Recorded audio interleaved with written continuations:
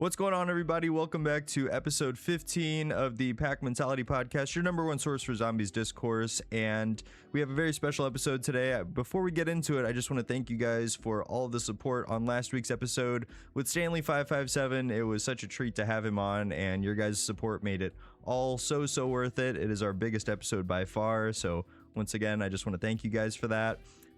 This week, though, we are going to be ranking our top 10 COD Zombies Easter eggs of all time. I will preface it by saying I'm not super experienced with non-Treyarch games, so you won't see any on my list. Shorbzy, on the other hand, will come in with those, I'm sure. But without further ado, Shorbzy, what is your number 10, sir?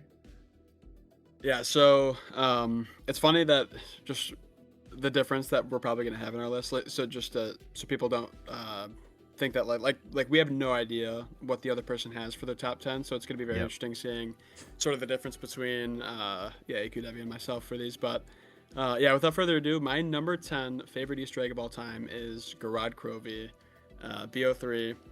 Ooh.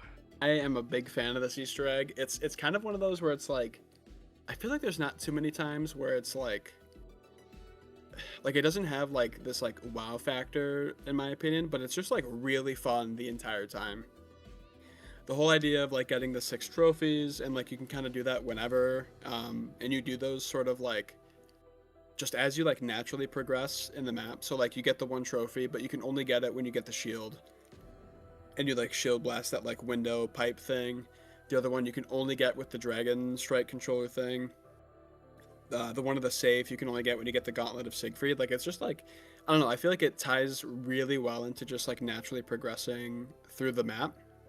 And I just think it's a really well made Easter egg. The one hiccup of it being the valve step, which we have solves for it.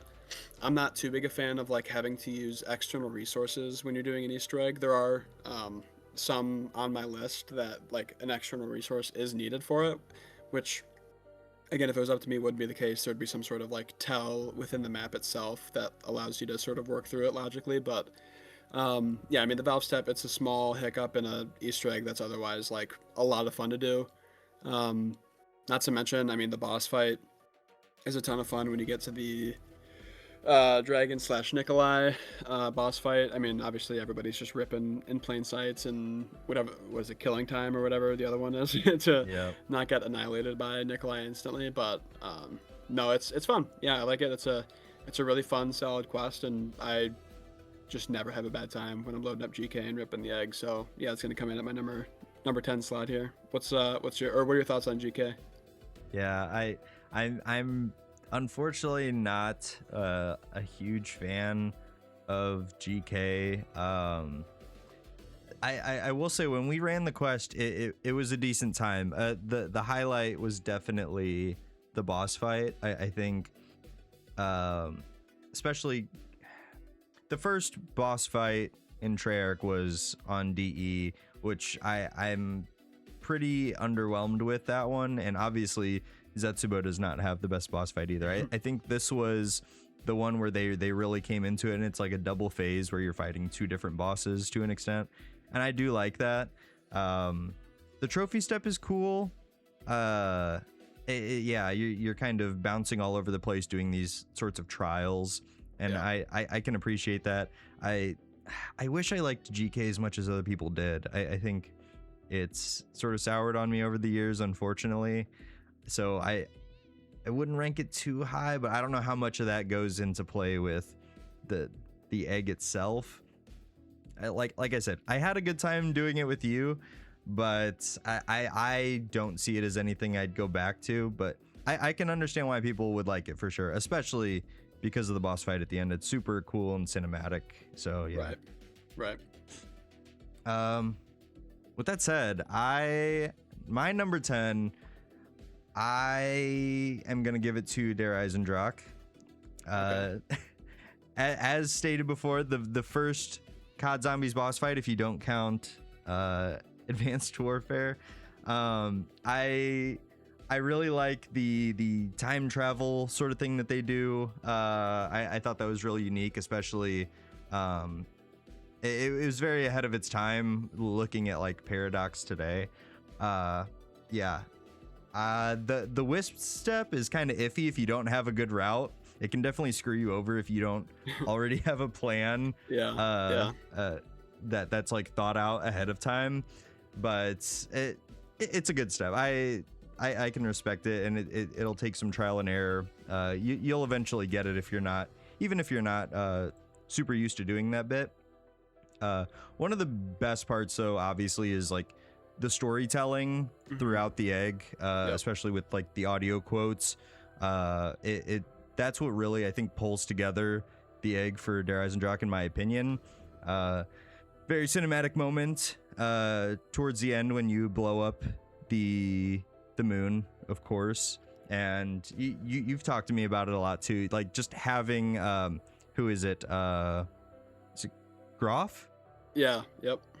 Having Groff in your ear, like especially talking to Richthofen, it is really neat, and it's sort of showing your progress throughout the egg. Weakest part for me would be like I don't care for the boss fight too much. It is really cool for the time, for sure, and I can respect it for that. I don't care too much for the Dempsey scene when the pod comes down. I personally think it's like the weakest of the three that we see. I think Takio's and Nikolai's are far and away better, more emotional.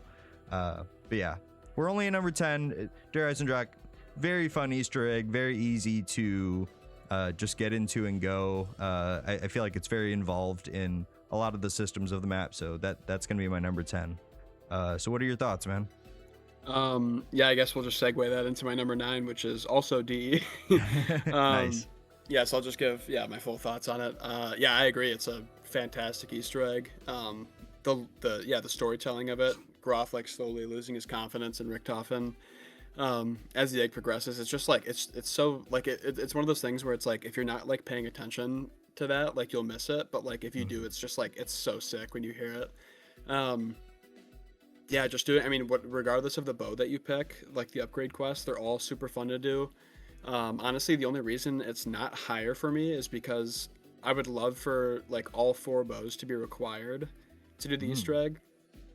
That might mess with like I don't know, maybe like the flow of the map a little bit if you're like constantly having to like bounce between like all 4 bows, especially if you're doing like the keeper step or something. But they're all super fun to do. I'll never complain about having like too lengthy of a quest. Yep. But no, just like traveling back in time, getting the code, the Samantha Says steps, like it's all just a lot of fun. It's very like story driven, I guess, and then it's a fun I guess dichotomy of like when you're on the moon blowing up the earth and now you're on the earth blowing up the moon. It's just, I don't know, man, it's like GK's quest, but it's just done a little bit better. And it's also just on a map that I would say is a good amount better than GK as well. So even though the boss fight was kind of mediocre, it was fine for its time, to your point. And yeah, DE, it's a really fun quest. I always have a good time when I'm loading up and doing the quest. So comes at that for it was 10 for you, it's number 9 for me. What's your number 9? Yeah, my number 9, full disclosure, I have only completed it a handful of times, but that's gonna be Buried from Black Ops 2. Okay. Big fan of Buried just as a map as a whole. I excuse me, the egg is, I have written down here in my standouts, I love the idea of the round infinity step. It's and I plan on making a video on this at some point, but it's sort of meta in a way that like I'd like it. The crew's sort of goal is pointless when given enough time. Like they are bound to die, essentially. It's something about that step, the idea of like a round infinity, is just very meta in a really cool way with zombies. So I really, something about that really stuck to me. The other standout, of course, the last step, the sharpshooter step. It's so much fun, and I love the coordination it takes with your team to get done. It's neat. The music cues during that step 2 are awesome. Also, technically, our first super Easter egg. Yep. When looking at it, whether you did Richtofen's or Maxis's side, you don't really get anything for it in the sense of how we look at super Easter eggs today. But I think for what they were going for, it is really cool in concept, and I love that they even did the sort of Richtofen versus Maxis side thing throughout BO2. So there was a culmination there of that. The only weakness to the egg that I have pointed out here is that the maze like lever step, it takes some trial and error, for sure. But I don't know.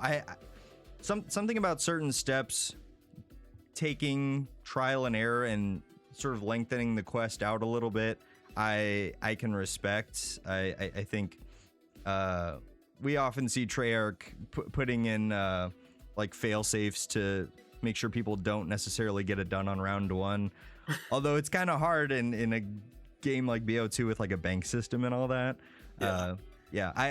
With how vibey the quest is and how well it goes with the map that it takes place in, I can forgive small things like the maze step. But yeah, what are your thoughts on Buried? Yeah, Or are dude, they I yet to mean, come? so it's actually not on my top 10. Okay. Which, I mean, all the steps are phenomenal, to your point. It's just not as lengthy as I guess I'd like it to be. And Buried, it's so weird because it's the only S tier map that I just like the quest is sick, but it's like the others. I think a strong point of those maps is the quest, but Buried is just like the atmosphere for me is what really puts it in my S tier. But yeah, the quest itself, I mean, the quest is still a ton of fun. I just love how like interactive it is.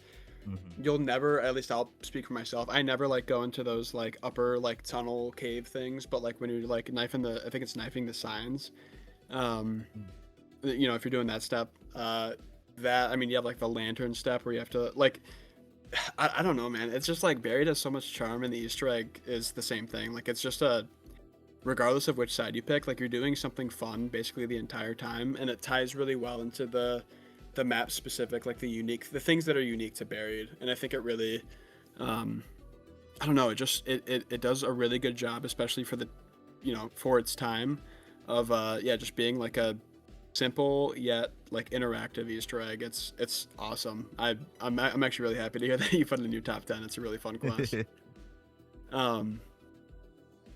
The sharpshooter step, it's a lot of people's favorite Easter egg step ever. Either that, or other people would say that basically the same exact like concept in Ancient Evil's hit your mark step, but Buried was the one that did it first, and it's a way harder version of it, which is, I don't know, it's just fun. But yeah, no, it's a really good example of just like your classic quest that's like simple, pretty short, but it's still like a great time, and the steps are very like interactive and sort of entangled with the map itself. Even the lever step, it's one of those things, and I can't really like pinpoint why. Like I'm not doing like a service to somebody listening as to like why I feel this way, but sometimes like a trial and error step, like the lever step, just works, and sometimes it doesn't. And maybe it's just because it's in a great map like Buried. But no, it's just, the entire thing, I love it. It's a great pick for your number 9 slot. Hell yeah. So yeah, coming in at my 8 slot, ironically enough, is actually the map 9.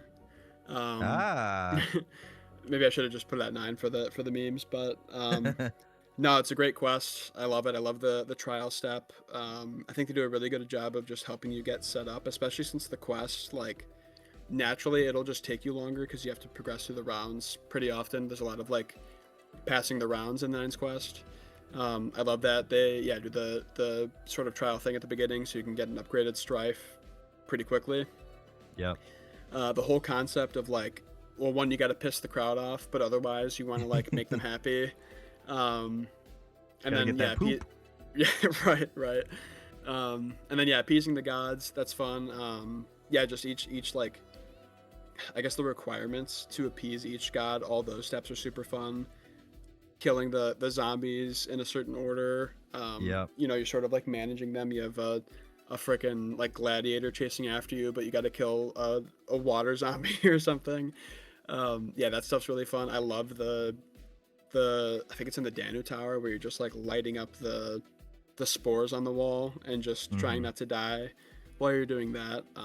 Yeah, it's all fun. The entire thing's fun. I love the boss fight at the end, the 9 elephants, even though there is a way to sort of tease that, and it's a weirdly long process to actually have them like run into the arena. Like at first it's just like waves of gladiators and stuff for like 5 minutes or something, and then the elephants finally come out. But yeah, the entire thing, it's fun, it's cinematic, it feels like you're accomplishing something, especially just chaos in general. Like Treyarch did a really good job of making each step that you do feel significant, because you get like the chants and stuff in the background. Yeah. Yeah, just the entire thing, I think it's a really, really well made egg. Besides, I don't know, I think the step of lining up the shot with the circuit's kiss, that's like, I feel like that's a bad step, but it's just fun anyway.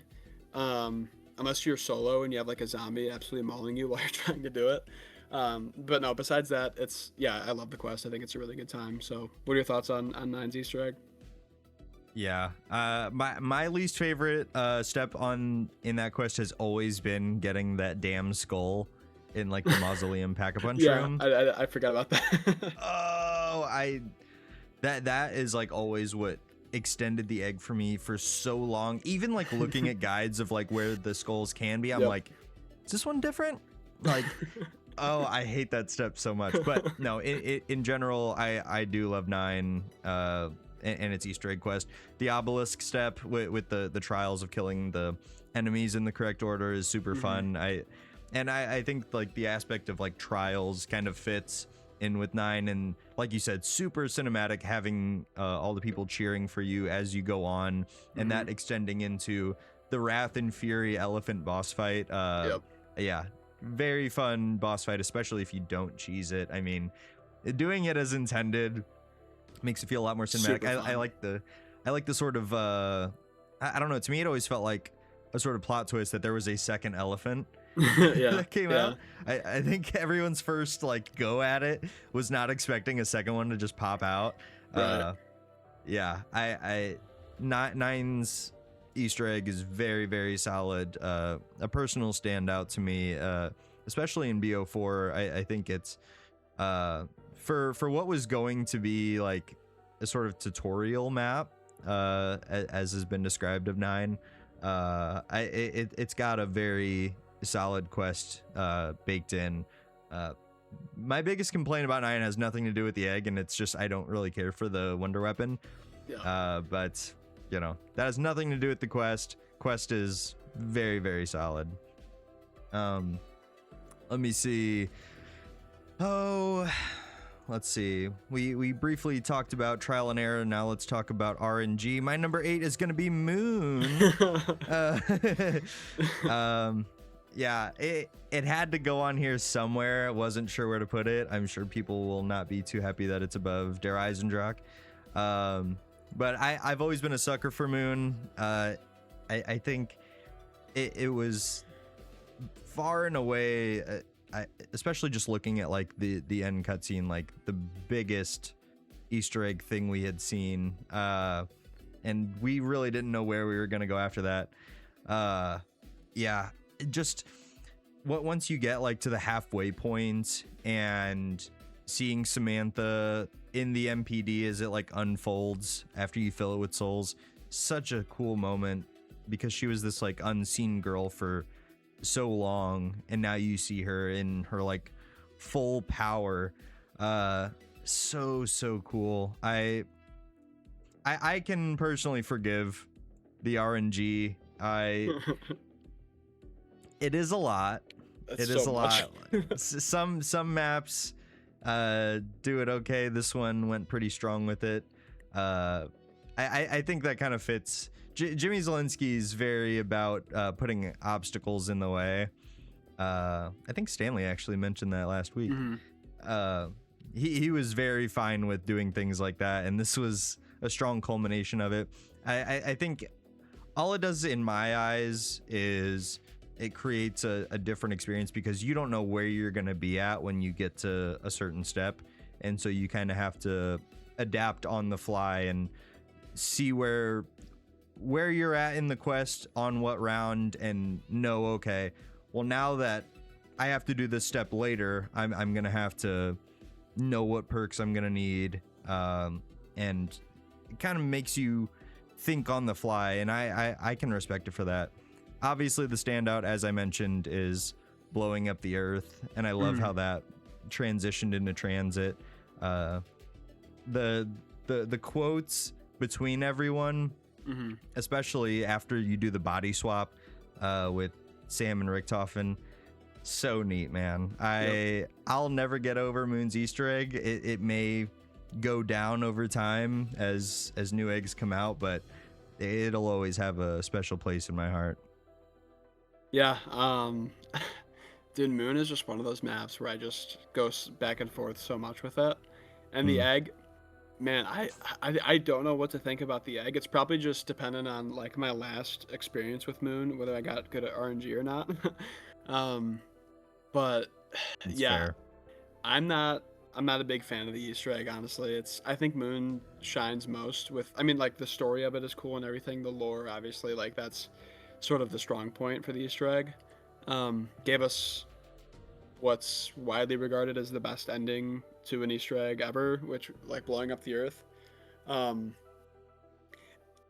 that's really cool, man. I just like the steps. I just don't find to be enjoyable really at all.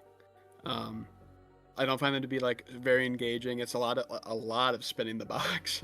Yeah. And yeah, to me, I think a lot of Moon's charm comes with like unique aspects of it, like the launch pads in the biodome and like the the QED, the excavators sort of rolling into the map. Like all that stuff is where I personally think Moon has a lot of charm, and the Easter egg is just not. I just can't do the Easter egg, dude. Yeah, it's fine for the time, but I guess I'm glad that Treyarch has sort of stepped away from that level of RNG being required in an Easter egg, because I do agree. It's very infuriating when you're just spinning the box and you're just getting like nonsense when you're just trying to get a Gersh device or a QED or the wave gun. Like there's so much that's required that's completely reliant on RNG that I respect you for putting it at 8. I can see why you would put it there, especially if you like really love the story and like our like the lore and all that stuff. I get it, but yeah, just like gameplay wise, I could not put Moon in my top 10. But it's a unique take, and I don't think I'm the only person that disagrees with you, but I can imagine there's a lot of people that actually, I can imagine Codename Pizza is probably right there with you. He speed runs the daylight out of Moon. So, no, interesting pick for number 8. I don't think I expected to see that in your top 10. I do want to add the asterisk that there's probably some nostalgia baked into the enjoyment of that. Okay.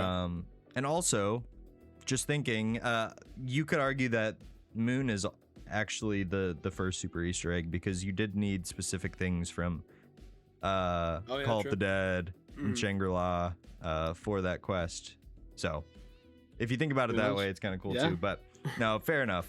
it has its charm, but it's mainly infuriating for me. So going into my number 7, it is Ashes of the Damned. Ooh. Which I'm a big fan of the map. Obviously, it's in my S tier. I love the quest for Ashes of the Damned. I think it's really awesome. I love the parts of freeing the souls from the different POIs. Just the way that they like sort of like weave Tessie throughout, like how you need to upgrade Tessie, and then obviously the boss fight is entirely based off Tessie. Not to mention the sort of like callback to DE, as we've already talked about with launching the rocket at Zarya. Like that's cinema right there. I absolutely adore that step.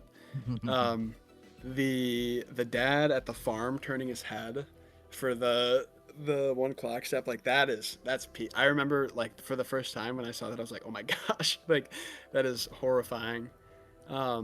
Yeah, I just love Ash's quest, man. I think it's a little bit of a slow start because it's sort of just like miscellaneous, like picking up parts around the map for the chemistry step, as well as getting the fuck. Shout out Shelly. We Yeah. appreciate you. Thanks for watching, Shelly. We appreciate you. This one was pretty early. You had to sit through the whole thing for the last one because we didn't actually have the voice crack. But no, I think Ash is the Easter egg. I think it is a bit of a slow start, which is why it's not higher for me. But yeah, basically once you do the chemistry step, I think it's all the rest of those steps are an absolute blast. I have a great time every single time I play Ashes, and Vaetherion's one of the best boss fights we've ever gotten, in my opinion. I think it's especially pre-nerf. You and I, Mr. Debbie, were both on the train of, I think, like little to no changes for Vaetherion for the boss fight. Yep. Yeah, I think pre-nerf it was the best. It's still a fantastic boss fight, one of the best we've ever gotten. And yeah, all of that sort of combines into Ashes being my 7th favorite Easter egg of all time. What are your thoughts, Mr. Debbie? Well, I've been on record as putting Ashes of the Damned as my all-time favorite Call of Duty Zombies map. As far as the Easter egg goes, of course, that is up there as well. Yeah, man. I personally really enjoy the getting all the parts for the serum. I think if you min-max your routing and knowing all the things to do ahead of time to get it, you can get it pretty quick. And I like how it sort of forces you to explore all the POIs of the map, and get them in unique ways. You have to interact with the Zersa, you have to interact with the Ravagers, you have to get the bit from the cabin in Blackwater Lake. There's a lot that goes into just culminating to that point, and then from there getting the keys with the necrofluid gauntlet, I think is really sick. And you have unique restrictions on all of those, which you can cheese pretty easy if you know what you're doing ahead of time.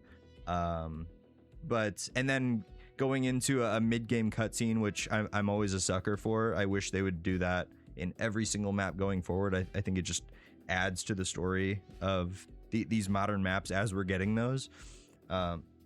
Obviously, Vaetherion, super fun boss fight. I mean, I almost hope we don't get anything like it ever again, so it can sit as special as it is. Right. Yeah, you and I were on the same train. Little to no nerfing. I think Stanley put it pretty well. He was talking about like, if they are gonna do it to one thing, but instead on standard they made it everything. I think it's fine that they did it on standard, although it's sort of unfortunate for you because you don't really play Curse so much. So if you want that experience, then you do. Yeah, you're forced. And I don't know if we talked about it on the pod, but how people want there to be a way to do the cursed boss fight or the round 100 version of the fight in standard without having to do all the extra bits. And I'm right there with you, but that's a whole side conversation. Yeah, Ash's Easter egg, super good. I'm glad you pointed out the Pa Van Dorn step. Just I can't just gush about Ashes the whole time. It's a great Easter egg though. I mean, if you haven't done it, you're really missing out. And I think it takes it utilizes all of the POIs at least once or twice throughout the entire thing, which I think you kind of have to do with a map that is styled in this way. Right. Yeah, no, I agree. What do I got? That was my number 7. That was your number 8, right? I'm losing track. No, that was 7 for me. That was your 7. Okay. Yeah. Gotcha. Yeah, you went first. Okay, my number 7. It's gonna be Shattered Veil from Black Ops 6. Oh, okay. I mean, so full disclosure, I'm having a hard time. Like, it's really hard to separate like enjoyment of the map itself and the Easter egg, because so much of a lot of these Easter eggs might involve just getting things that you normally would. So that's just putting another asterisk on my list. But big fan of the quest to get the base Mark II. I like the idea of like letting out this trapped HVT Doppelgast and then killing him and grabbing the severed arm to open the little box. I think that's just really fun and pretty unique way to get the code like from the chalkboard to get it. It's simple enough, but I'm a fan. Obviously the upgrades for the Mark IIs are pretty neat as well. The standout for me being the underground section with the MWZ worm. Oh my gosh. Love that. And it's really simple to, flick the little reflectors and kill the doppelgasts, whatever. But I just love the idea of that secret room, and obviously that plays into Shattered Veil heavily, especially when you start talking about like the liminal space trials that you're doing. It really makes Shattered Veil feel like a clue, like secret room mansion style thing. And that's what we were all wanting when we were seeing what it was going to be, and I'm very, very happy that they delivered on that. All in all, I think that this Easter egg, it utilizes the map space well with all the secret rooms and all of that, culminating into one of the craziest boss fights just like on paper that we've ever gotten with the Z-Rex. Oh my gosh. So sick. If you would have told us in like 2012 that we'd be fighting a zombie dinosaur, I don't know if we could believe that. Right. But they did it, and it's super sick. To me, it's the hardest boss fight besides like Richtofen on Reckoning. I have had a hard time with it. I'd love to go back and give it another shot, but if nothing else, it's cinematic as hell. But yeah, that's gonna be my number 7 Shattered Veil. Yeah, no, that's a great pick. It didn't make my top 10, but it's not no slight to Shattered Veil. I love so many Easter eggs and zombies, and Shattered Veil just didn't quite make the cut. But to your point, dude, the secret rooms are so sick. I think they're even just like the theme of them, like just like the shades of like the library's yellow, the cellar's blue, the like dining hall thing is purple. Like, oh, dude, it's so sick. I'm such a sucker for secret rooms, and I think Shattered Veil did them really well. I wish that there was like, I guess, a more complex way to unlock each one. Like if each one had its own puzzle or riddle or whatever that you had to solve. But no, that, and then I didn't expect the secret like worm, the MWZ like giant worm thing. Like that room is, oh my gosh, it's so sick. It's so sick, dude. The quest, it's so much fun. I love the Shattered Veil quest. To your point, the boss fight, of course, is amazing. It's another one of those just like bullet sponge, like chases you around, but like, dude, he'll like maul your ass if you don't. Oh yeah. Like he like stays, like he doesn't just like hit you once and then you get time to recover. Like he'll just like drag you. It's crazy. I love the boss fight. It's great. The Easter egg's great. I guess the one gripe that I would have with the quest is the abomination step down at the like courtyard thing. That one can get pretty annoying. Yeah. But yeah, it's a fetch. It's fetch quest, and I'm a sucker for a fetch quest and secret room. So Shattered Veil was definitely right down my alley, and it sounds like it was actually even more your cup of tea than mine, and I love it. So no, it's sick that it's at number 7 for you. It's a really, really fun quest. My number 6 is none other than Paradox Junction. Hey.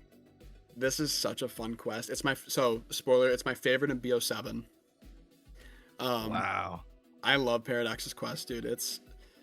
I think getting the Blundergat and then the Sundergat is it's whatever, it's nothing too special, but once you get those and then you sort of go into like the mini games with the twins and how they played on the time travel aspect of things, where you plant the tree in the past and it's grown in the future. Even the whole thing of putting like the Blundergat in the semi-truck in the past, and then the future like nuked version of it, you bring out the Sundergat because the nuke whatever did something to it, and upgraded it for you. Yeah, just every step is super fun. Like the mini games each time. I wish the mini games were a little bit more difficult, I'd say, Sure. because it's really nothing like that you have to be too mindful of. Although I was so washed when I was trying the hopscotch step the first time, bro. I Yeah. was like, what is, like, this is the easiest thing ever. Like, why can I not just complete the stupid little jump thing? Um, but no, I think it's super interactive. It's very unique in the sense that it's just like playing kids games. Like, it's not like any kind of like, oh, we gotta like build this to appease this god or something. It's just like, just do hopscotch, bro. And like once you do that, Yeah. fill up a soul box and then move on to the next stupid little kids game that's for some reason a ton of fun. Yeah, and then from there, obviously, like the piano step is a lot of fun. We mentioned on last week's podcast how I wish it was a unique like thing each time. Each like you actually had to like learn the notes or at least have a guide pulled up Yes. or something, so you could type in a unique, I guess, like sequence of the notes each time. But yeah, dude, I love Paradox's quest. I think that's the highlight of the map, and I'm glad. I think the community views it similarly to me, where it's like, even if you're not a big fan of the atmosphere, which I am, but for the majority of the community, they really aren't, but they seem to agree that Paradox's quest is a highlight of the map, and I couldn't agree more. It's just a blast from start to finish. I think they handled the time traveling really well. What are your thoughts Agreed. on Paradox? Yeah. Big fan of Paradox main quest. Definitely up there for me. Yeah, I think the way that they utilized the time travel aspect is respectable, especially in the Blundergat and Sundergat quest. And then with the tree, just little things like that. Of course, I wish they did it more, because I'm like you, even though I'm not necessarily an Easter egg guy, which is all the more reason to take you way more seriously than me with these lists. I do prefer a lengthy quest that is hard to figure out but easy to replicate if you know what to do. Mm-hmm. And yeah, Paradox is apparently up there for that longest modern quest. Yeah. Yeah, I dig that. I think the kids games made for like the perfect introduction to visually and really digging our teeth into the characters of the twins. Mm-hmm. It like you said, it's such a change of pace, but it just fits so well. Yeah, huge standout. Hopscotch, absolutely my favorite. Foursquare, kind of lame. Yeah. Wish they would have either picked something different for that game or just like made that step more difficult or just added another game. Yeah. But such a cool concept. And obviously the boss fight, very solid too. And you've mentioned it many times, but it's sort of this culmination of all the things you've learned throughout the egg, like filling the sys and dealing with the like shooting at the space-time nodes or knots, and those will drop zombies that you then have to kill to destroy the knot. Yeah, I big fan of Paradox, big fan of the quest. Definitely one of my favorites, not only in Black Ops 7 but as a whole. Fantastic quest. Yeah. Right, and then yeah, just one quick thing. I think you mentioned it actually, which I didn't really like put two and two together, but when you mentioned it, it's probably like the first pod we did after it released. The whole one of the first steps, getting the RCXD like out of the map and doing that whole thing to unlock the secret room. I thought that was like the sort of like callback to like the secret path that you can take on Nuketown with the RCXD. You mentioned that, I'm pretty sure, cool. with Yeah. our pod right after. It was, dude, just so sick. I adore Paradox. I think it's gonna, it holds a special place in my heart for sure, and I really hope the community warms up to it over time, especially with how great the Easter egg is. So yeah, it's gonna come in at my my number 6, and you already gave your thoughts on it. So what's your number 6, Mr. Devi? My number 6, I fear people will hate that it's so low, but that's just because I have five ones that I prefer. Number 6, I tried so hard not to rely again on the mechanics of the map in itself, but the things that were more distinct about doing the quest outside of the sort of sandbox that it puts you in, and that's going to be Origins. That is my number 6. Yeah, I held this map to a sort of higher standard because there is so damn much to do, rather that you can do if you want. You know, you can get one of the staves, you can get all the staves, you can upgrade them at your own pace, you can get the 1-inch punch, you can get the G strikes. That's all stuff you can do without really delving into the quest itself. I know obviously some of the steps are just to do those certain things, and the quest is more just like, here are these little things to do on the side if you're already going to do those. Yeah, Origins is such a sandbox of a map, as I said, that I had a sort of hard time looking at what was unique to the quest that's not something you would just normally do. And obviously that's going to be things like skewer the winged beast with the invisible zombie. I love the idea of that, and utilizing at that time the brand new zombie blood power up. Very, very, very cool. The standout to me though, above all else, is the what is it? Unleash the horde with all the panzers that fly out. Yeah.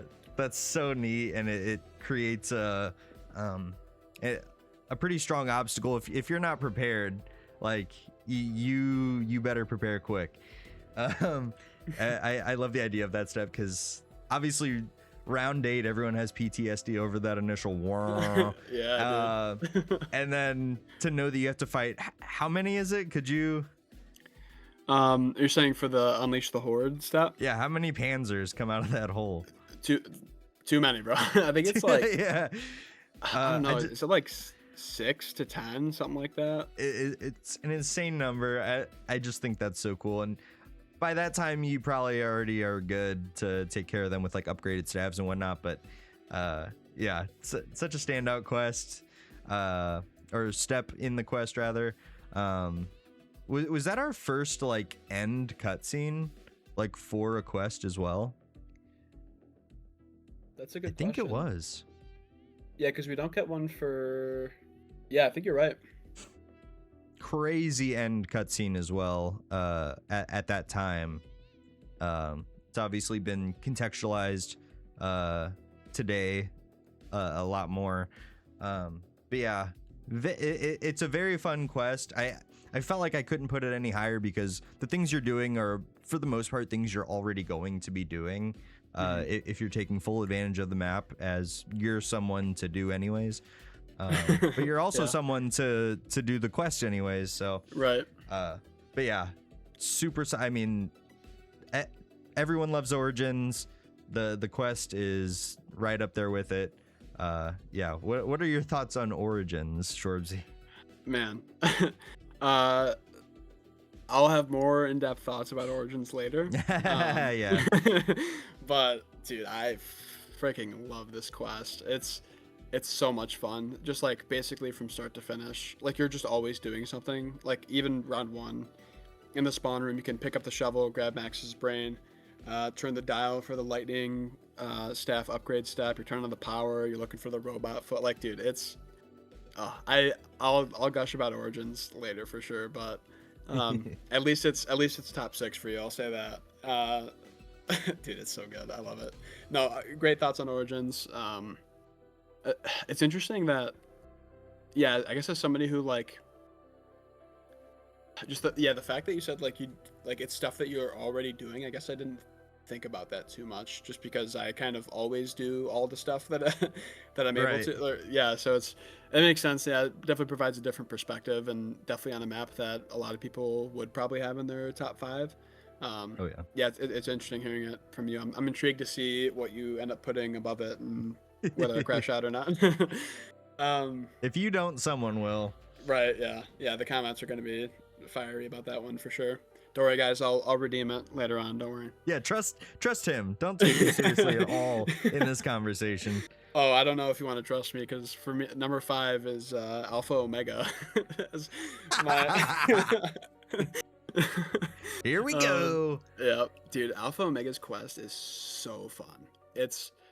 We've talked about it before. I've gushed about Alpha Omega, just the map, but the quest, I mean, it's simple in concept, how it's, you'd sort of turned on the access to Rushmore, who's the AI overlooking basically Broken Arrow.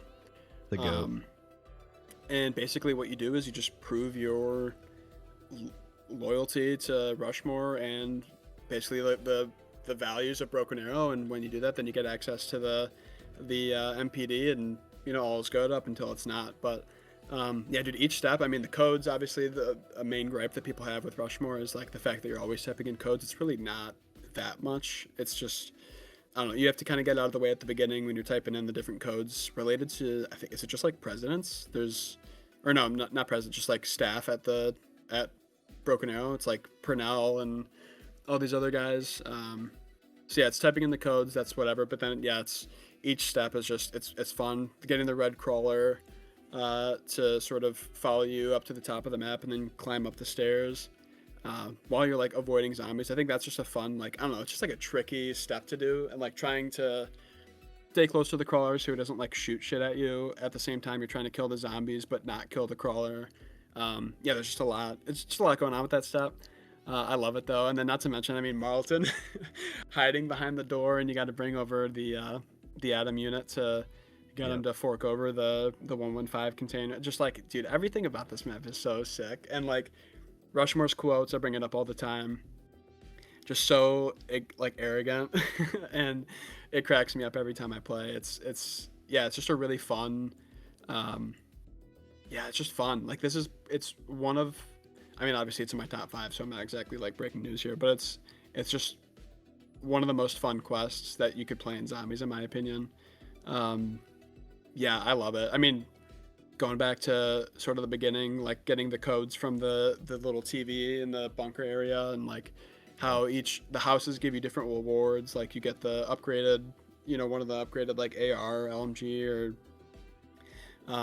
yeah, I think you can get the MOG as well. And then yeah, the Mark II, of course, sort of being the Wonder White. Like you just get it basically right away. It's not much. It's kind of like its own unique take of like a quest, and you can optionally get the upgrades, which I think a lot of people are. I mean, yeah, if the upgrades were a little bit better, maybe people would do them more, but not everybody is a fan of like mandatory upgrades for the quest. Yeah. So if that's more your speed, then you can kind of do the upgrades on the side if you want. But yeah, just getting back to it, dude. Yeah, AO is such a fun quest, and then of course Avogadro popping out of the MPD at the end was a pretty big surprise. Yeah. And I mean, it's a fun boss fight as well. You're not like fighting him really at all up until the very end, but you definitely got to be mindful of him. Like he's kind of like in the back of your mind the entire boss fight, and then up until you actually have to face him at the very end. But dude, I love Alpha Omega's quest. It's so disappointing that people hate this map, because the quest is so fun, Rushmore is so fun, the entire thing's a blast. So that's my my long-winded rant about AO. I absolutely love this map and this quest, and it comes in at number 5 for me. What are your thoughts? Big fan of AO over here as well. As a map. Now the quest the quest is fine. It just didn't make my top 10. But no, you're right. Rushmore is obviously a freaking standout. I love that character to death. I wish they sort of brought him back like we were theorizing they might for Paradox, but unfortunately not. I love that they brought back Peter McCain, which, like, I mean, that's digging deep if you don't know like the very, very original lore of COD Zombies as a whole. They've sort of brought him back in various forms over the years, and I'm glad they did it in BO4 as well, putting him in the Atom unit. The Avogadro sort of plot twist boss fight, I love that. So sick. I really do. Yeah, like you said, it's not much of a fight, but just the story implications of that at that time was such a cool thing. I don't know if I'd give credit to the Easter egg for this necessarily, but the fact that there are 8 playable characters on that map instead of 4 is super neat. And seeing Ultimus and Primus sort of bounce off of each other throughout the quest is very nice. I don't dislike the ray gun quest and like the upgrades and how they perform as much as other people. I'm pretty fine with it. And at that time it was an original idea to have Mark II variants. So yeah, I wish it could make my top 10. I considered it, but I think I enjoy Alpha Omega as a map itself more than I do just looking purely at the quest. Okay. But fair placement by all means, and people will definitely disagree, but it is what it is. And I recently played it with shout out Warman and Eric, if you guys are listening. Recently played it with them, and they're now Alpha Omega pilled. They both said S tier, something about that. Don't ask them though. They said it to me in private, so I just wanted to air that out here. Hell yeah. Yeah, so Alpha Omega number 5 for me. It's peak, bro. I love it. And if you want to become Alpha Omega pilled as well, go ahead and join the pack. Discord link in the description, where you might get the chance to enjoy such favorable maps as Alpha Omega and be able to play with us. So yeah, link in the description. My number 5, I think you're a fan of. It's a little map called Zetsubo no Shima. And it's funny, for all the grief I gave Origins about the quest being things that you're already gonna do, I think Zetsubo is like 90% that, in my opinion. Sure. I think though, like, because there are so many systems within Zetsubo, like there's so much complexity to it. I think the quest handled going through all those things phenomenally, as it did for Origins, to be fair. But especially looking back, when you would get so many unique things, like, the water and plant system, the trial system to get the Skull of Nansapwe. I like to treat every map back in the day as like an ecosystem, and I think Zetsubo's quest utilized all those aspects of the ecosystem of Zetsubo very, very well. Yeah, I know the bullet step can obviously be a pain for some people, and the boss fight is far and away far from the greatest boss fight of all time, but I don't know. I have a soft spot for the map, man, as I know you do too. Yeah. Oh yeah. Yeah. I guess that's really all there is to say. I can't really. It's like you said before. I'm doing no favors in like, this is why Zetsubo deserves to be here. But I just feel something. I feel like it's right. Dude, I agree. It's okay. So I'll get to Zetsubo down the road. But yeah, dude, I'm gonna try to talk about Zetsubo without like blacking out. It's just like it's such a sick quest. I love it. Like, the steps are so interactive. It is a lot of stuff that you're gonna do anyway, like I guess like the Skull of Nansapwe, if you want to get the specialist of the map, like that's part of the quest. It's used pretty heavily. Yeah, the Masamune is obviously needed for the quest, so it's like a lot of stuff that you need already. But I guess for me personally, I don't like view that as like a knock against the map. I'm using it as an advantage for this map. Yeah, it's so sick, dude. I'll get to Zetsubo in just a little bit here, but you made a bunch of good points. I'll try to expand on those more without rambling for 5 minutes when I get to it. But if you've been watching the podcast for literally any period of time, you know that I'm a complete Zetsubo stan, and I'll be gushing over it in a little bit here. So that's a great pick, dude. I love Zetsubo, and I feel like the boss fight especially would bring it down for a lot of people. So I'm interested, because as you know, it doesn't it's unfortunate, I guess, that it's not a sick boss fight, but yeah, the fact that it's your number 5 and that's with a pretty lackluster boss fight, I think it speaks volumes to the quest itself. So you don't seem to, I guess, weigh the boss fight too heavy then?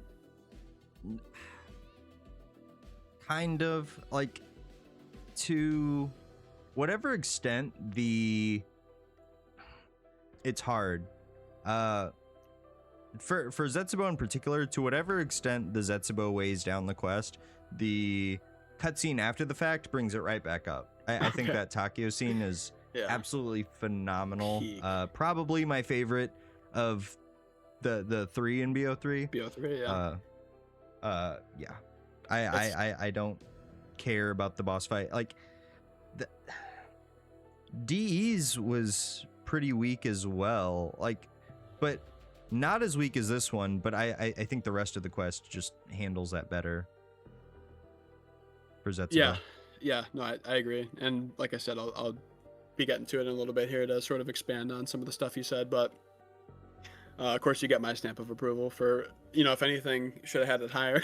But yeah, you definitely get my stamp of approval for having a top 5. That's an excellent pick, Mr. Debbie.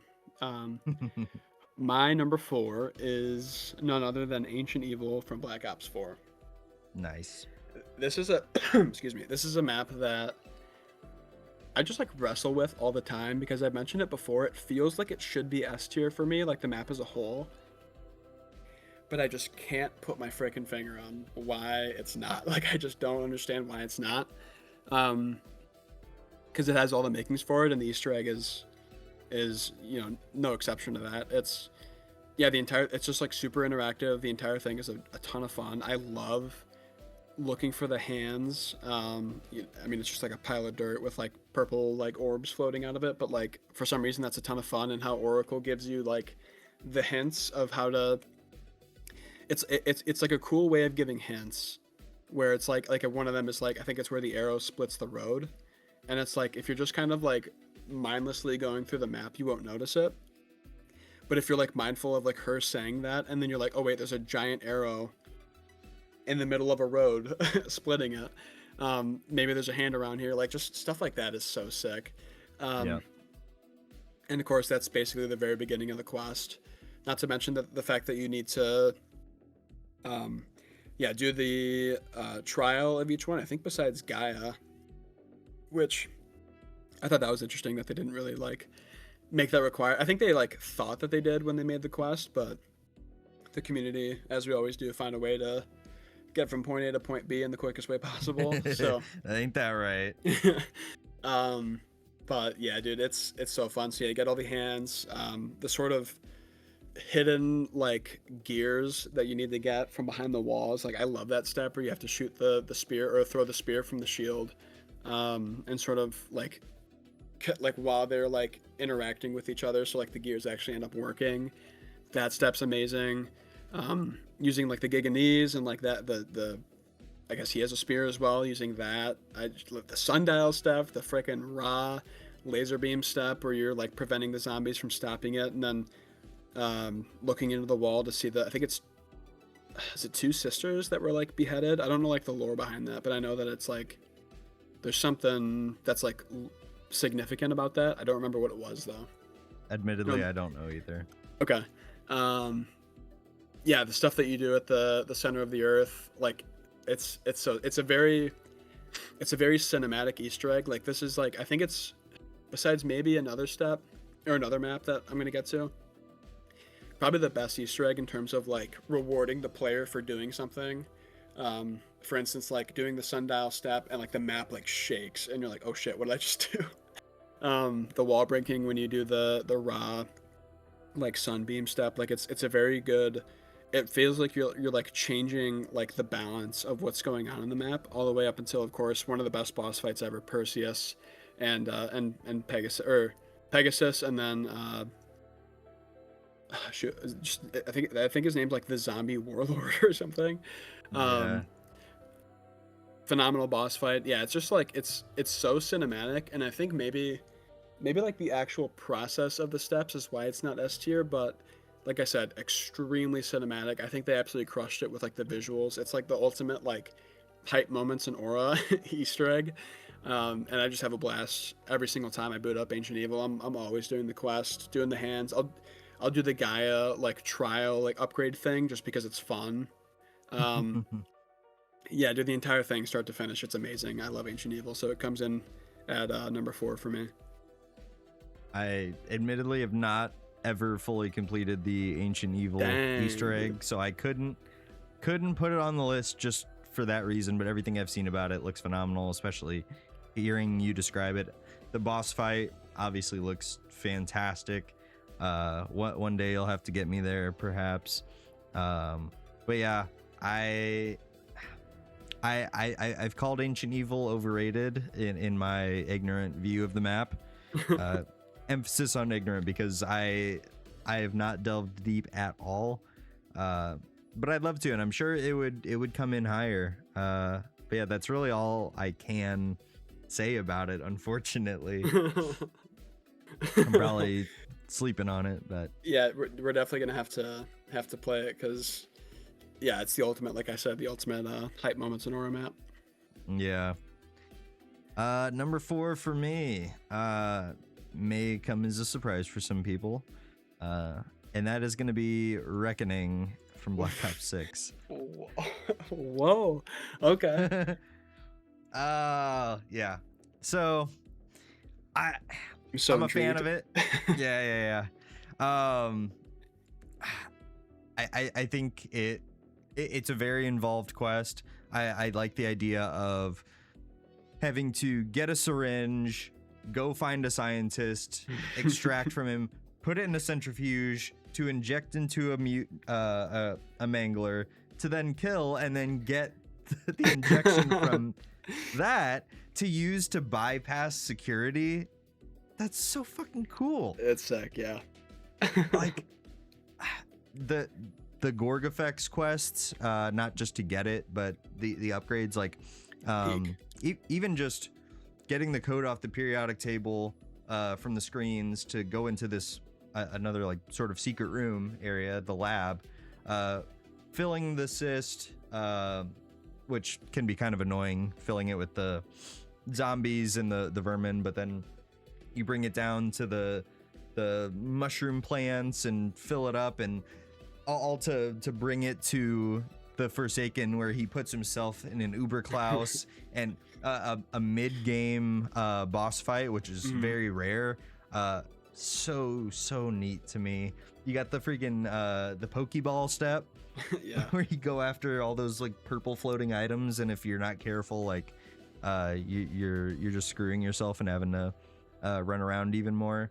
And the one and only time I do believe it's a choose your own boss fight. Yeah, dude. Which that's so damn neat. I wish they'd do it more.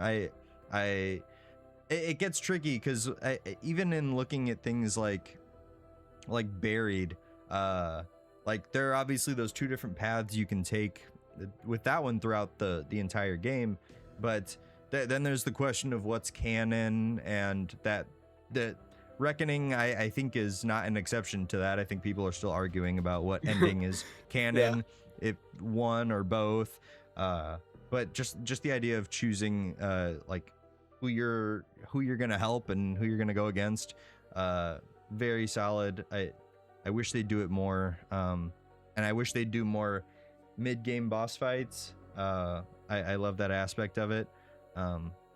Yeah, unfortunately, that's where Reckoning sits for me. I know that's not going to be a very a very shared opinion, but there's a lot to this map that I think people overlook, and there's a lot that I'm leaving out. But yeah, what are your thoughts on the Reckoning egg? No, yeah, that's a great pick. It's not in my top 10, but it is an amazing quest, especially to your point. The getting Gorg effects and then either upgrade, I think they're both honestly a ton of fun. Yeah, not to mention the The little like mop bucket head step was so Yep. weird. Like, yeah, just would have never thought about that. And it's kind of funny. I don't know if Jarek, like, if that's a troll by them, but it's funny how it was right under our noses the entire time. Like, the second you spawn in, Yep. the first thing you can do is knife the mop bucket under the sprinklers at the top there. But I think that step was the one that took the community the longest to solve, right? Like during the, like, I'm pretty sure nobody knew to either so. that or shooting the zombie head down, but they're sort of intertwined. So I guess you could combine them and say the same thing. But Yeah. no, No, I think that was the key though, was the mop bucket. yeah. But no, I agree, man. It's a really fun interactive quest and a map where a lot of people's gripe with it is that the atmosphere isn't the greatest. But I thought they did a really good job with the quest. There's so many like just fun, to your point, like becoming like the little energy ball and like knocking down the scientist. Like, what are we even doing? But like it's fun. Like it's a good time. So, yeah, no, it's a great Easter egg. I love the idea of sort of unlocking the secret room, getting the codes from like around the map, and they're all like lore related things with like I think one of them's like Monty's scarf, and I can't really think of, I think, was it Takeo's katana? Is that one of them? Like there's just like little basically like relics within those like sheets where you get like the number as well as the date. Yeah. Yeah, so great quest. It's not in my top 10, but I think that's a base take that that it's in yours. It's above Origins. Damn, Don't forget. that is actually crazy. Yeah, maybe I should switch my opinion. But no, it's a fantastic quest. I agree with you. And then of course, first time ever and maybe only time ever where we get to pick which boss we decide to go into. So I tried the Richtofen boss fight one time, bro, and I literally have not tried it again because it's just I don't know if I can hang. I don't know, maybe I'm just like I'm washed, bro. I don't know if I could even compete. I'd have to do like the donuts like smoke grenade strat or something. Like I just don't care to get involved with that. But then on the other end, I will say the Sam boss fight is way too easy. I wish there was like a little bit, maybe a middle ground, because it's like Richtofen's way too hard, Samantha's way too easy. Some kind of middle ground would have been nice, but so sick that you get to pick one at the beginning and then sort of the other one's like shit talking you the entire time while the elevator goes up. I'm pretty sure that's the only reason they have that step in there, so like the other person just like screams at you while you're trying to do these like little tasks while the elevator's going up. I never thought of that. But no, it's so sick. I agree with you. It's a fantastic egg. Not in my top 10, but it's pretty darn cool that it's at your 4. That's sick. That's fair.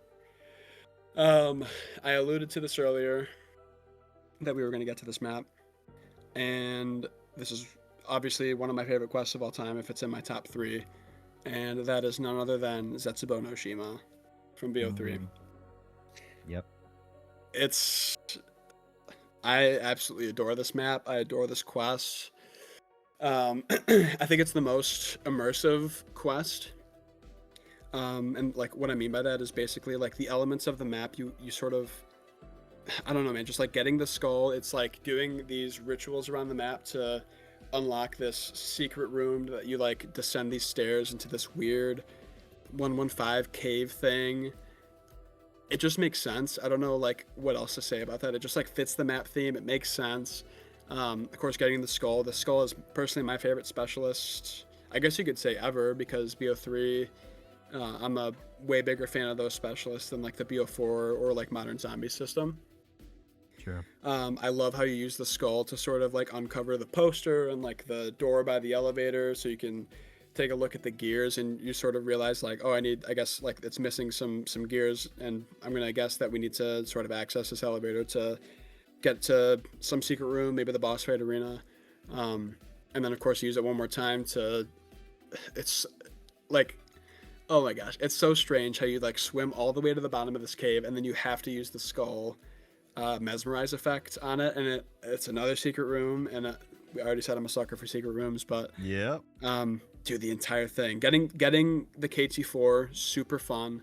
Upgrading it to the Masamune, super fun.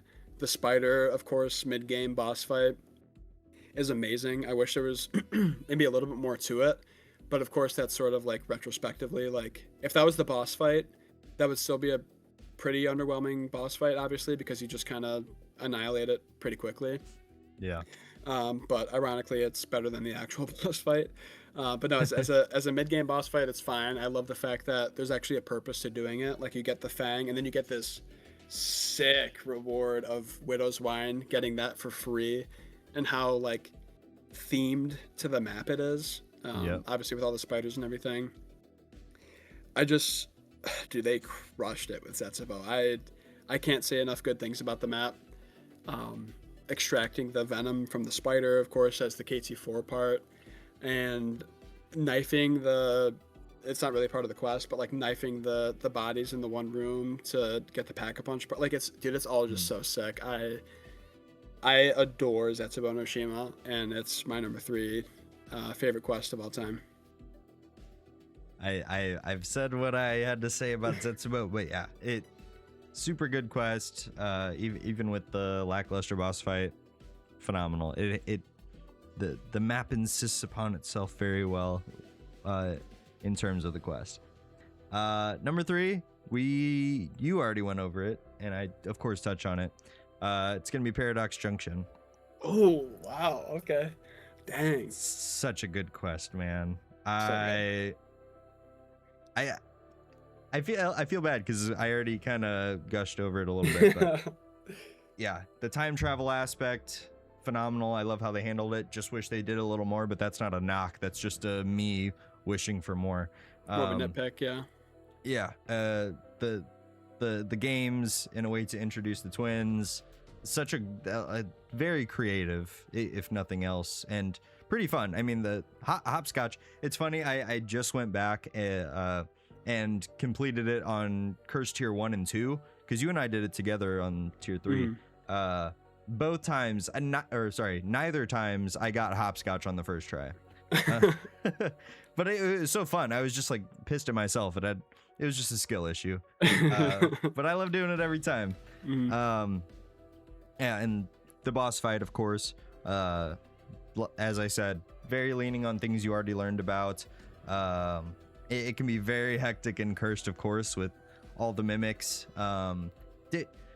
Side tangent. Did you see it? Have you played Paradox recently? No, not like you're saying since they nerfed the Radhounds and stuff. Yeah, I have not played it since then. No.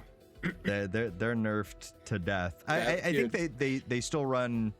They're fully coming at you the same as before in the boss fight, but in the map itself, yeah, they're nerfed. But that's outside of the quest. Right. Fantastic. Such a surprise of a boss fight as well. I don't think we were expecting it to not be just another thing to shoot. Although maybe, because Ashes kind of set up a precedent of, okay, the bosses are going to be a little different this time around, and Astra to some extent also was, although it ended up becoming a shoot and kill sort of boss. Darkheart reeled it back in with some creativity, again leaning on all those learned mechanics throughout the quest. Yeah, can't say enough about Paradox. It's peak, or number 3, but yeah, it's peak. It's sick, dude. It's definitely, we already mentioned it earlier, but like it's so unique. The steps are just so unique. How like it's almost like Treyarch just said, like they just like didn't give a fuck about how like I guess like classic the Easter egg felt in a sense, like how each Easter egg, it's sort of like you're doing something as like a purpose to build something or like appease someone or like something along those lines. And this one's just like, just do kids games and fucking just fuck around and find your way to the boss fight. I know there's reasons behind it. Sort of, I think you're like helping the twins do something by doing that, at least sort of unlocking these soul boxes that you have to fill up, but it just has a different feel to it, where it's like just do these like little side like fun little games that you would do as a kid. And I don't know, it's a lot of fun. So it's crazy that it's your number 3. I love that. That's a base take. I'm glad you brought up the RCXD thing, because I completely forgot that like that was my like thing that I brought up. But another thing, and normally I absolutely hate when maps force you to have a certain perk or a gobble gum or something like that. But there was something kind of interesting to me, I guess, with the death perception getting the the headset. I liked that Yeah. because obviously no one gives a damn about death perception, but the idea of like drinking the perk and you're now infused with this ability and like leaning into that for an aspect of the quest, it was a small thing that I appreciated. I thought it was pretty creative. Yeah.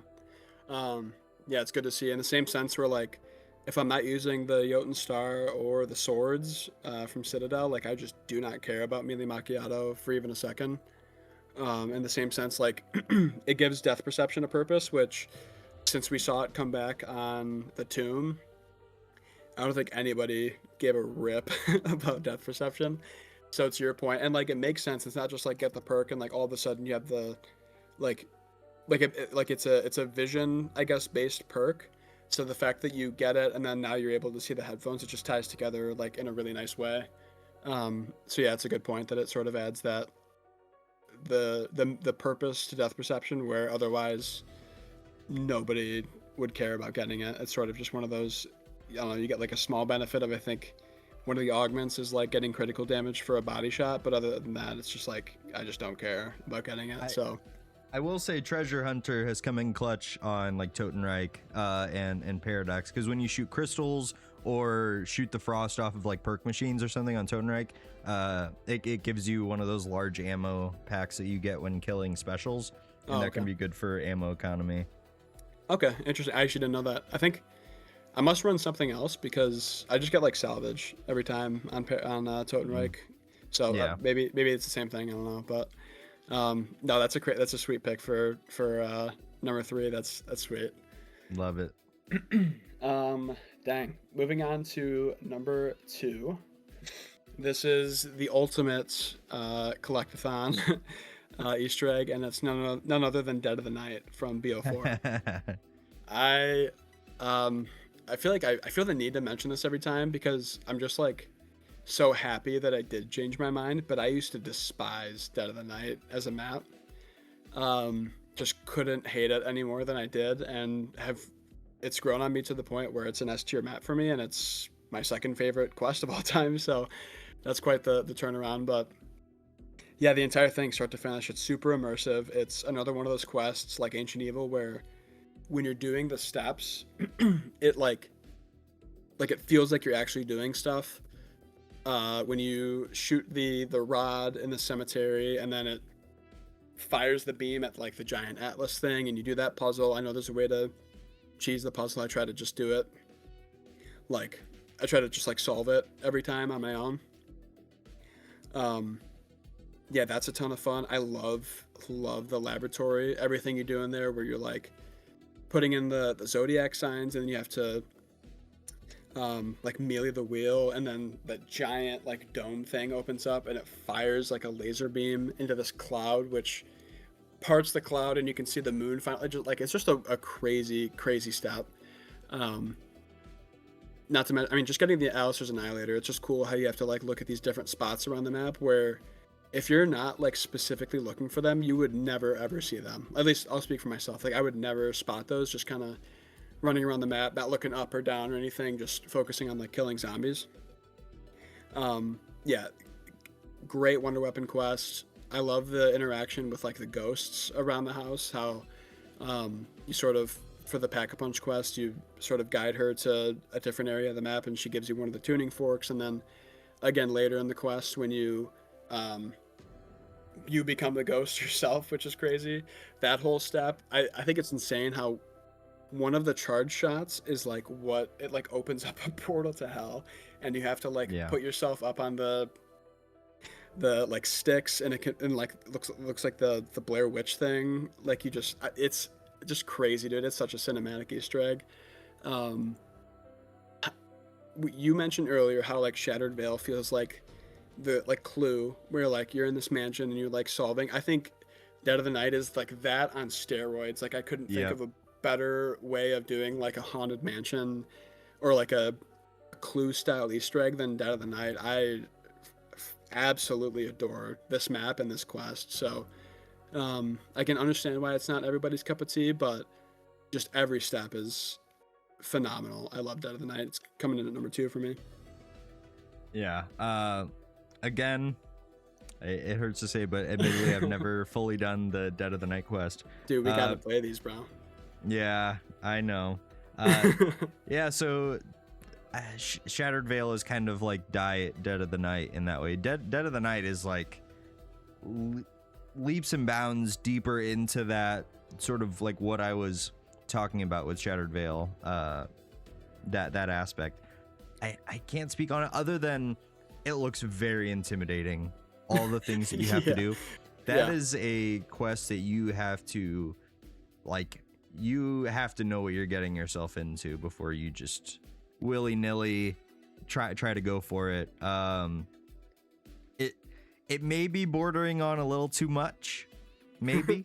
I don't know, I've never done it, but it sounds intimidating, but if you're someone that like wants a crazy complex like sort of collectathon, very involved quest, yeah, Dead of the Night sounds like the thing for you. And I know you're one of those people, so your placement of this makes total sense. I wish I could dig deeper into my thoughts on it, but I just don't have them, unfortunately. But it sounds like it could be a good time, but again, like you really have to know what you're getting yourself into for it.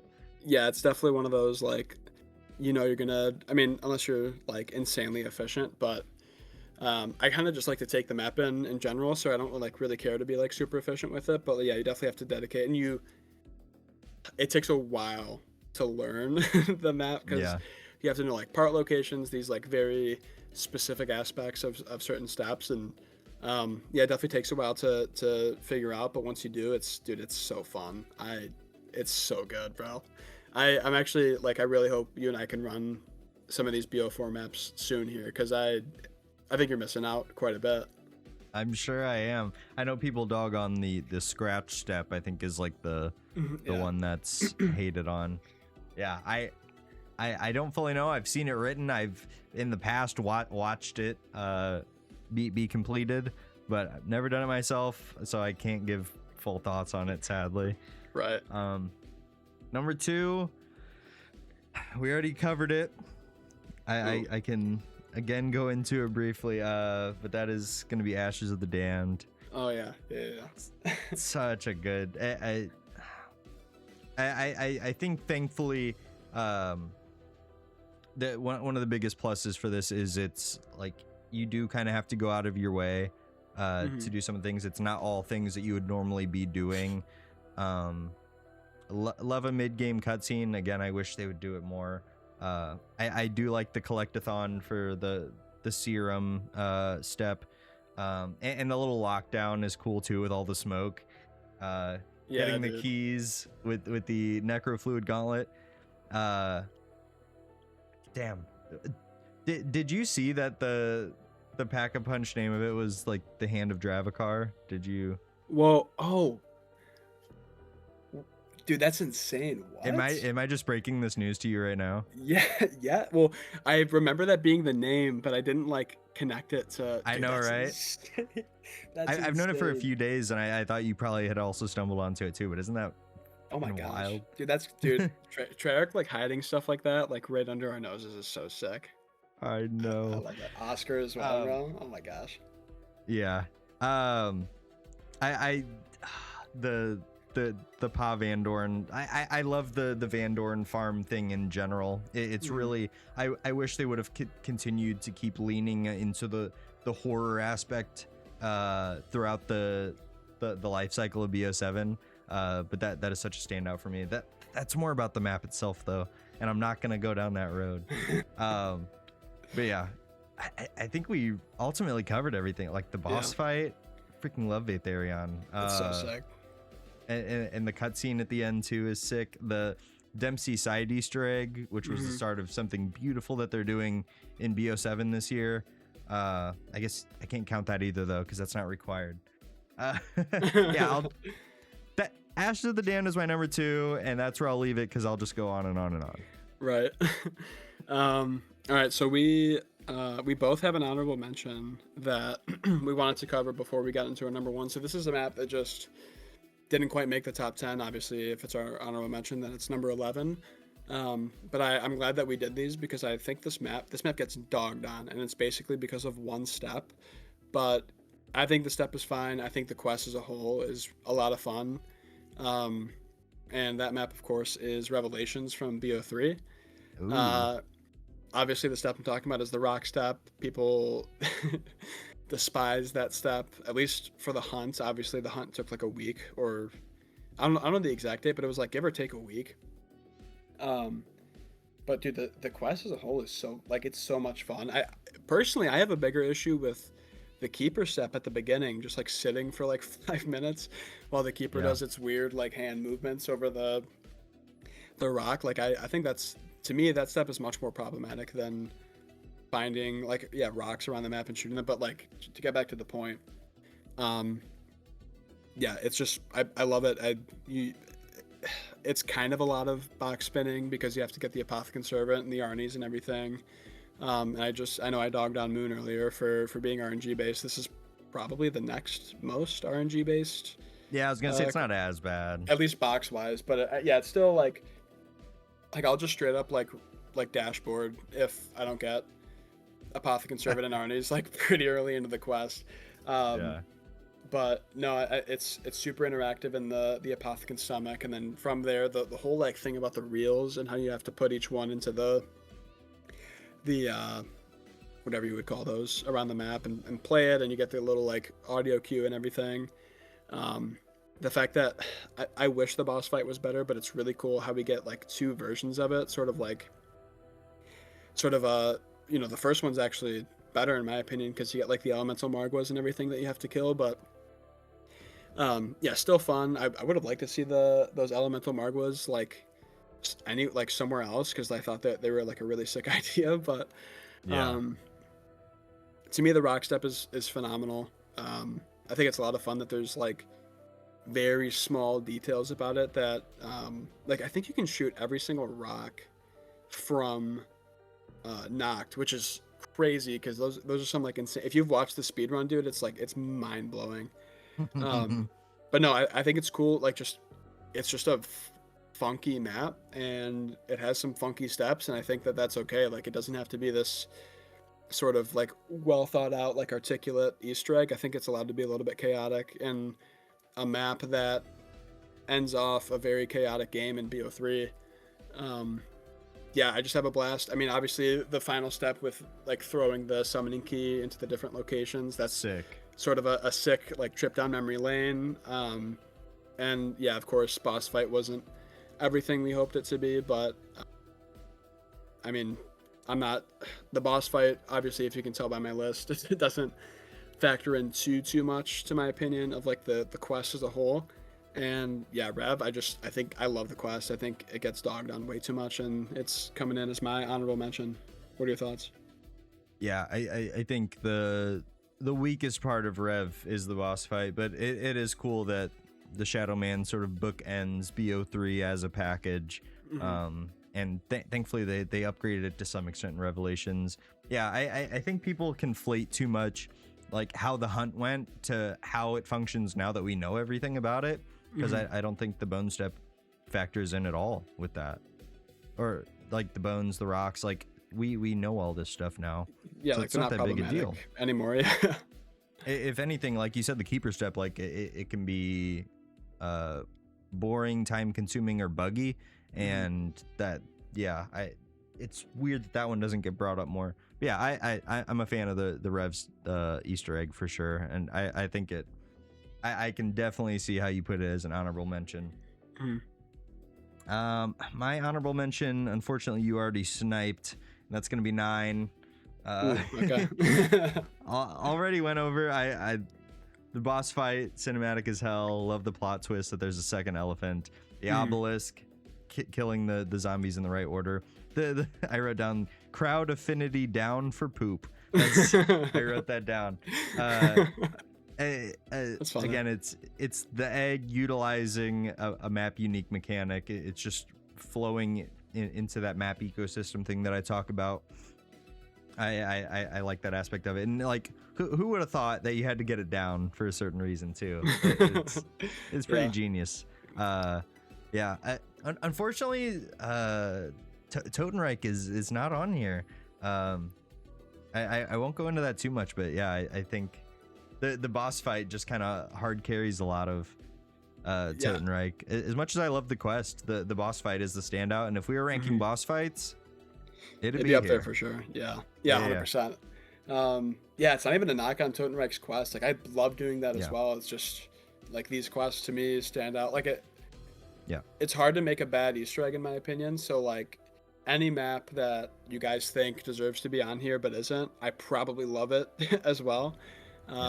It's just these are the top 10, I guess, plus the honorable mention. So, but yeah, no, great points about 9. Glad you're almost equally as high on it as I am. It's such a sick quest, dude. It is. All right, so now the big number 1 here for both of us. I don't think this will come as a surprise to anybody who knows me. It's of course Origins from BO2. Yes, sir. This quest, dude, is so I love every quest obviously that I've mentioned on this list. Origins is in its own tier for Easter eggs. It's like it just like it paved the way, bro, and like nothing else has come close since, in my opinion.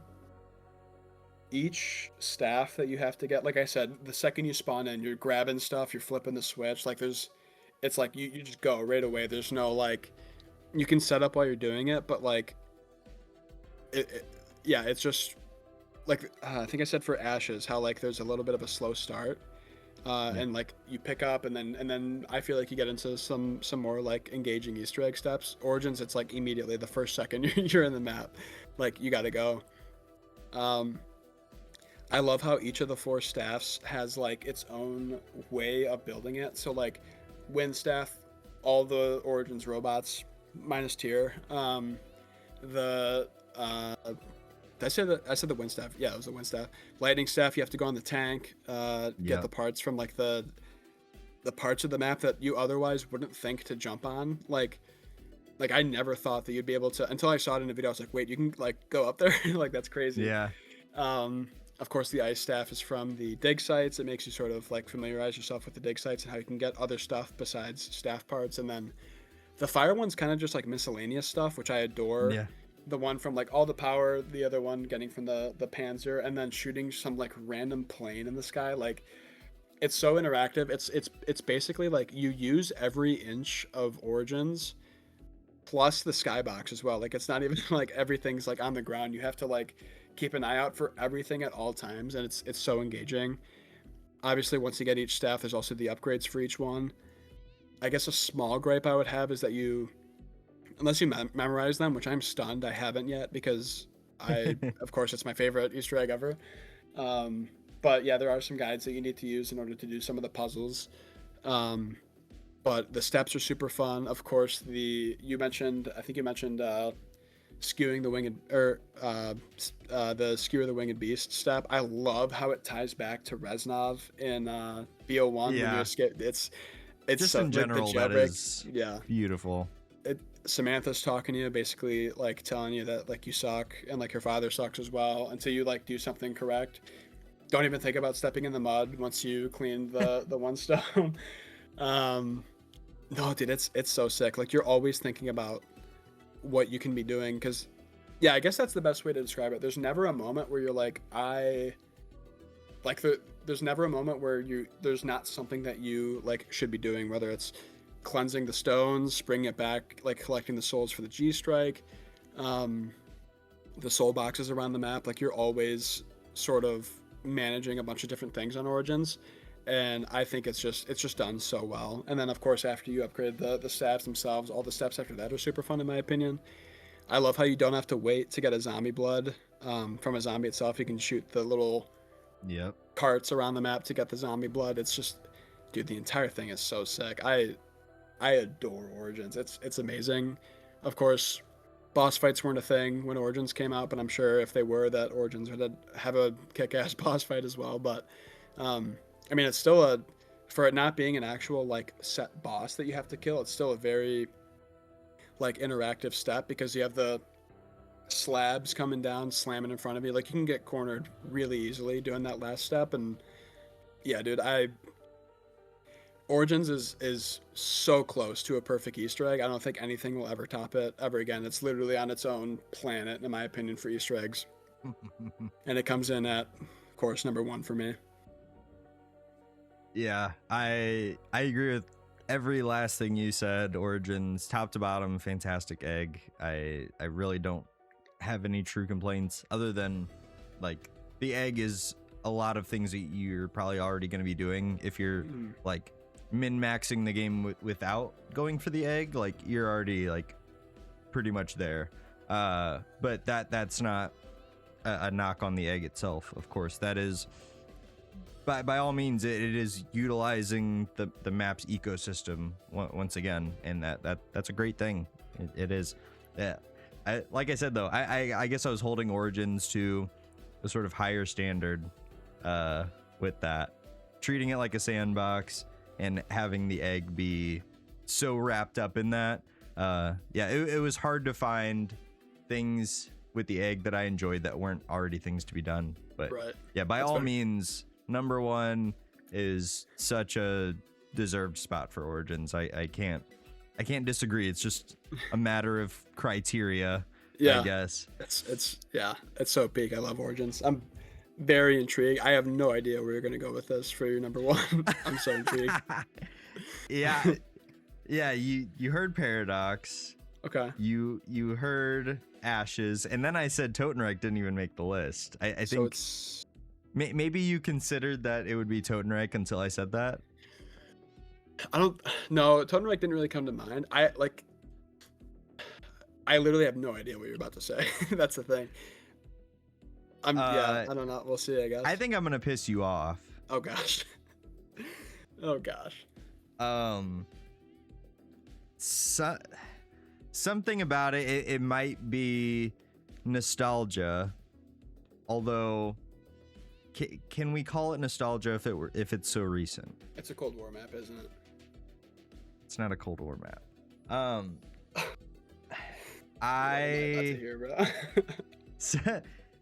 Something about the egg in this feels so involved to me that it's what puts this map where it is. I think it obviously utilizes the space of the map very well. There are one of the final steps creates a lot of tension that I think is fun, and I wish they would do more things like it. Okay. Do you know where I'm going? I'm gonna let you say it, and I'll let you know if I got it. You think you know? Okay. It's gonna be Terminus. Yep. VO6. Wow. Big fan of the Terminus Easter egg quest. Let me scroll up here. I freaking love the bomb step, bro. I haven't failed it in who knows how long, but like I still get I get locked in. Like I get nervous every time it comes up. I need more steps with tension like that. It's freaking genius. Another mid-game boss fight with Nathan, and I love this one especially, even more than the Forsaken one, I think, which is weird because I like the Uberklaus more than I like the Amalgam, but I think it taking place in the lab and like the story surrounding Nathan and just like the lights flashing all around, it's so good. I love the Nathan fight so much, and like if you go in unprepared, you're basically soft locked because you'll never freaking kill him. He'll just keep regenerating. Well, it's all because the Amalgams can regen health. Zombies. Like you have to know what you're getting yourself into. I like the getting the key card from the tentacle trap because it kind of implies like at some point whatever tentacle it drops from like yoinked some guy up and ate him, and then you basically like poke it again and it burps up this thing you need. I love that. Obviously, Patient 13 was such an awesome boss fight. Like after what was pretty subpar for all of Cold War, Like we really needed something good, and I think Patient 13 was the perfect, like, I can't even say return to form, because I don't know if I'd put any boss fight before Patient 13 above it, except maybe like Mephistopheles, but that's like a different thing entirely. But yeah, man, Patient 13 boss fight, very cool. Like there's multiple, like you get like a pre-boss fight cutscene as well. Obviously he's kind of put in a different corner in a different context now after we've gotten so much more, because it was the launch map. But if you play it like as intended, not overpowered, he can get you with like the screen wipe attack. Like, if you don't know what you're doing, Patient 13 will wreck your ass. I'm a big fan of Terminus, and I think I can like officially say here probably that Terminus I've now decided is my favorite of BO6, because I've had a hard time kind of parsing that out. But yeah, favorite map of BO6, favorite Easter egg of all time is gonna be Terminus. That is fascinating. And like, not, it's just like, yeah, Terminus, I was, until you were like sort of like gave the clues of it, like the super intense like final step basically before the boss fight. I was like, okay, yeah, the bomb step was pretty intense, it's probably Terminus. But no, I was not expecting that. That's a great shout, dude. Obviously it's not my top 10, so I don't like fully agree. I think there was some, I think they left some, like there was some missed opportunities, I think, with the quest. Sure. I love the algebra step. Weirdly enough, I used to pay Pac 5,000 points or whatever because I forgot about like the absolute lines that were possible at the, and I was like, oh wait, like why am I not getting this? Like I swear I'm doing the right thing. But yeah, obviously once I like remembered that those existed and that negatives can become positives, I just do the algebra step on my own now. Yeah, the quest, I don't know, man. I think like it's fun going to the islands, and maybe I'm just knocking the map more of like outside of the Easter egg, because like it does take advantage of going to like the different islands, especially for the beam smasher step where you need to get the little jar of whatever that is. Yeah, I still don't know what that is. Just something. It's like some alien thing. Yeah, it's a solid quest. I don't mind it. Yeah, the Nathan mini boss, of course, that's pretty hectic, especially to your point if you don't have something crazy. I know the Maelstrom is probably the weapon of choice. Pack a punch that like once or twice before you do that, you're golden. But yeah, if you don't come in prepared, then you might be screwed. Maybe part of it, because like, yeah, you go in with double tap and you're like fine. Like Patient 13 becomes like a nothing burger if you do go in like as OP as you can and like you know what to do essentially. But there's definitely some unique mechanics with Patient 13 that like I love the fact that he can just swipe the entire floor of the boss fight arena. He can like slam you. I like that it affects the zombies as well, so it actually feels like a like it's not just a player affected thing where like if you're like stunned then you just get mauled right after. Like it's actually like the zombies are affected by it as well, which is really cool. Yeah. The like semi wipe attack where you need either shoot the eyes or like it's kind of a funny dynamic where like I don't know how long it takes that like charged wipe attack, but yeah, there's times where like I'll be shooting the eyes, especially before double tap, because now it's a little bit easier, but it'd be like you shoot the eyes and you're like, oh gosh, like do I risk it and like shoot the last one to like stop the wipe attack, or do I just get behind cover and play it safe and then, you know, live to fight another day kind of thing. I play it safe. I don't know, especially with how I mentioned the Dravacar fight, how like I don't look at the shapes, it's just like stand your ground and just shoot. Yep. One of us is dying. Yeah, that's kind of how I tend to go, especially if there's like an amalgam or something in the map. But yeah, it's besides the point. I mean, the Easter egg, it's a solid quest. I can't say I'm like the biggest fan of it, but I thought they made it pretty interactive, especially with using the space outside of course, the water. There's really not too much going on like in the water itself, but Yeah. No, it's a solid quest. I respect you for putting it at 1. I think it's fascinating. I'm intrigued to hear what the great people on the internet have to say about that take. Me too. I respect it. I don't even think like it's a bottom half map, and I think a bottom half egg for me for BO6. So, but again, there's not really like anything to really like bag about it. It just doesn't quite do it for me, I guess. But that's fascinating. I'm so glad that I have you to sort of balance out my craziness with the with the Easter eggs. It's just like you're just like, yeah, dude, Terminus, like it rocks. Like it doesn't have to be this like crazy, elaborate, like ridiculous 5-hour journey that you have to do. It's just a great egg, and you just like rip it up. It's sweet. It's a interesting balance. I'm hoping that people appreciate that take as well.